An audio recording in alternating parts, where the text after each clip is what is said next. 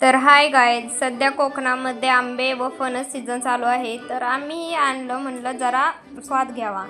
तर हा कापा फणस आहे. मग तो कापण्यासाठी सुरीला तेल लावून घेतलं, हाताला तेल लावून घेतलं व तो कापला. मित्रांनो, फणस कधीही कापताना विसरू नका तेल लावायचं, कारण नंतर हात एकदा चिकट झालेला रुचकाने तो निघत नाही.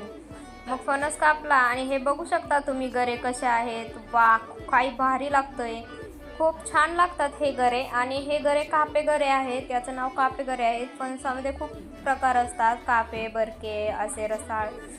तर हा आमचा कापा फणस आहे. मग यातील मी सगळे गरे काढून घेतले एका ताटामध्ये. तर तुम्ही बघू शकता कसले भारी दिसत आहेत गरे. तर हे सगळे गरे काढून झाले. आता चला आपण खाऊया. तो खायला तर एवढा भारी लागतो ना, ओ हो, काय भारी लागतोय ना. तुम्हाला खायचा का मित्रांनो? तर येऊ शकता तुम्ही पण खायला. तर कसा वाटला तुम्हाला आमचा कापा फणस हे बघू शकता तुम्ही.